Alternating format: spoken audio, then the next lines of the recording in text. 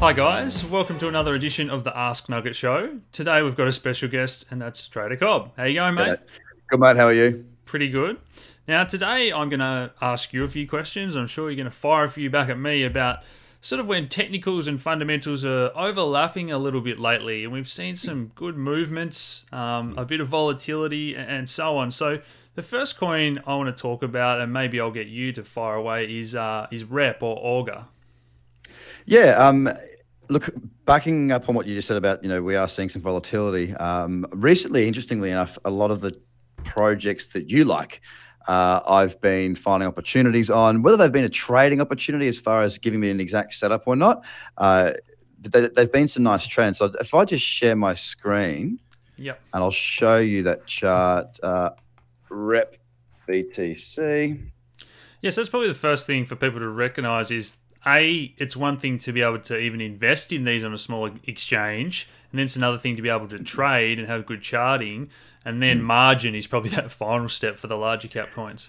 Absolutely. I mean, like if I share Augur here, you'll see this is the reason. I didn't take this trade yesterday because on Bittrex it looked better, but I'll trade this on Binance because that's where the volume is. But as you can see, there's been the high, low, new high. Now it's sort of pause a little bit here, but it's pulled back into that cradle zone. And when we get good cyclicity in these trends, and this is to continue, this tends to be the area they pull back to and then moving on. So it's just interesting that your fundamental viewpoints on some projects are also starting to now line up with my trading strategies. And because Bitcoin's been so sideways for so long, I know it's starting to move now.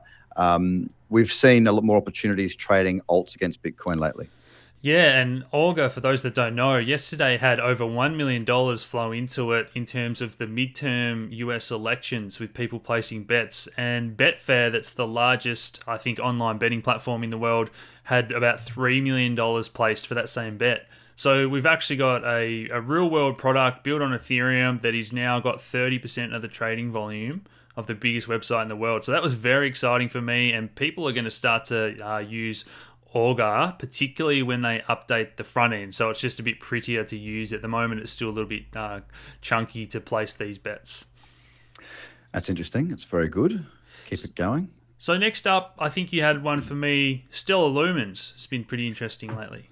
Yeah, for sure, mate. Couple of things to note. We'll go to the mid time frames in a minute, but just to note here, I've put a lot of emphasis on trend, and although it's not the greatest of trends, we have a higher low. If I just show it to you on the 2-day, it becomes really clear. You'll note we had a higher low, and we've just ever so slightly ticked to a higher high. Now, of course, this is not the most wonderful or bullish of trends just yet, but it's where we go to the mid time frames. And this is where I've been focusing a lot of my attention lately, because a lot of the dailies are not trending great, but the mid time frames, which is the 4-hour and whatnot, are. And you'll note, look, it moved away, pulled back into that cradle zone, moved away, pulling back in now. Now, if I look at the 8-hour, I'm stalking this. I'd like it to pull back a little bit deeper here for an opportunity, but there is a little bit of resistance. Is that factual? Am I talking out on my backside here? Oh, yeah, here it is. It's easier to see on the daily. Bit of resistance up here. Nothing too significant. There's just 2 tests, but that is resistance for me. But yeah, look, it's again a good project that you've sort of, I suppose, got behind or invested in, or however you want to put it. It's also trending quite nicely again as well. So there's that combination of fundamentals and technicals from both you and I coming together quite nicely, just waiting for the opportunity now. Yeah, they've been added on another big platform. There's blockchain.com are doing a $125 million giveaway of Stellar. All they're asking is that you sign up. So a bit of personal data is the cost of that free money, I guess. But yeah, that's definitely one that people are now placing their bets on to be next on Coinbase as well. Let me have a look at it against Bitcoin as well, actually. Let's have a look at how this is trending. Yeah, again, look, because Bitcoin has been relatively stable, so is the US dollar. The charts are pretty much the same here. And again, whether you want to trade, and if anything, it's stronger. This trend's much stronger. It's moved well above this higher high here. So it looks really good against Bitcoin, actually. Why have I only just noticed that? But again, just waiting for that opportunity. So against Bitcoin, against dollar, they both look very, very similar there, as you can see clearly. And the next one I want to get your thoughts on was Bitcoin Cash. So last night for members, I went over a detailed rundown of how I think this is going to play out and some trading opportunities. But what are you sort of noticing if you were to not even know that there's an event coming up per se as a trader? I'd say that it's looking pretty strong. I'd say that it's very overextended from its averages. It's run into an old level of support and resistance, roughly around 650. You can see those two tests of support there, hit resistance there again, it's paused there again. It is overextended. That's probably the biggest thing. And it also to note is, look, we had this support drawn in back here. It's been working to these support and resistance levels really well lately. You know, if you look, bounce from there from 408 up to 650, it's looking overextended. The 4 hour, I'm not interested in trading on this time frame. And if you go lower, it continues to be overextended. Now, I don't tend to trade against the trend.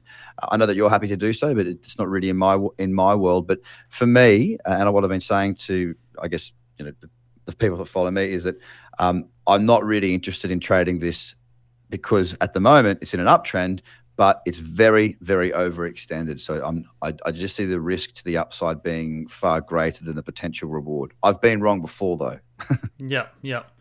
Okay, it's interesting. I mean, I'm just wondering, as a trader, if you've got a trade on and you're not even aware of things like this, it's interesting to see if an exchange like Bitfinex comes out and says, oh, you know, we're freezing all positions, or make sure you close them and something. And yeah, it's just all those things that are not part of the stock world, I guess, that you have to be aware of. So many little things in the crypto world.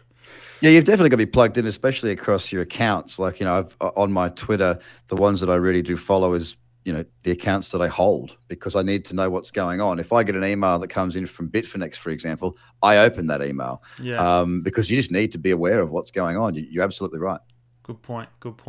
Finally, one that I wanted to bring up on Electrify Asia. So that doesn't go on TradingView, guys. There's a few other ways you can look at these charts. But if you zoom out a bit there, that's had a big downward spiral there. Like a lot of things, it's down over 90%. And now we're starting to see a bit of volume and a slight bit of an uptrend there. Yeah, technically we do. I mean, here's our high, here's our low, here's our higher low. There was a high, higher high, and another higher low, higher high. But there's no way in the world I'd call this a strong trend. Yeah. Technically, there is a trend. It's not something like, you know, I wouldn't be jumping up and down going, yeehaw, let's get on board this just yet.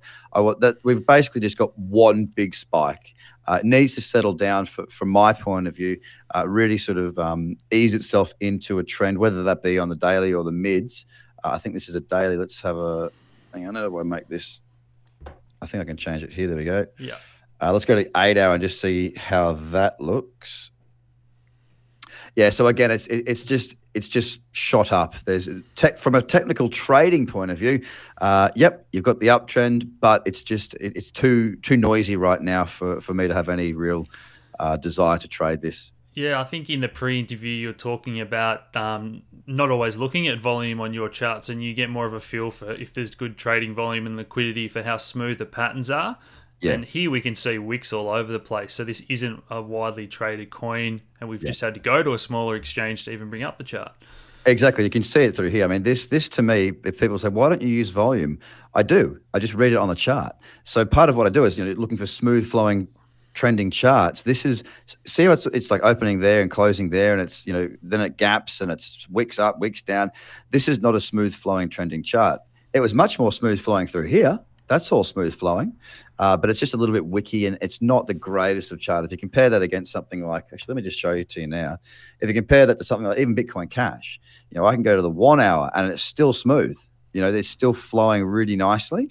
Whereas with Electrify Asia, the difference is really that this is a gappy, messy looking chart. So you're likely to get stopped out if you were to trade it the same way, especially with margin, which I know you can't, but just again, it's more about the chart, the structure of the chart that's important. If it's looking like this, I don't really want to trade. I'm happy to invest, but not trade.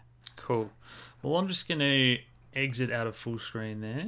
Yeah, I guess we wanted to experiment with this segment a little bit. So something like Electrify Asia had announcement that they might be tokenizing up to 30% of the energy markets in Japan, which is just huge, and it's only a very small cap coin.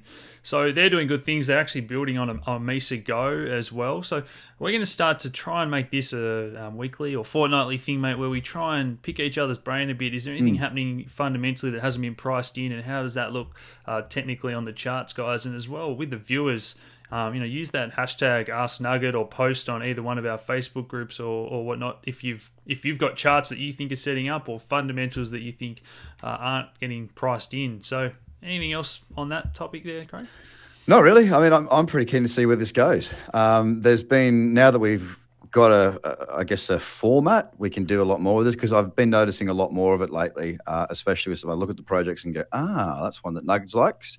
And look, I'll trade even if you're not involved in it, but if you are, it's kind of like, at least I know the fundamentals will sound on that as well. So yeah, it should be good. Awesome. Well, thanks for tuning in, guys. Let us know what you think of this new episode, if we should make it a regular segment, and we'll talk again soon. Cheers, guys. Bye.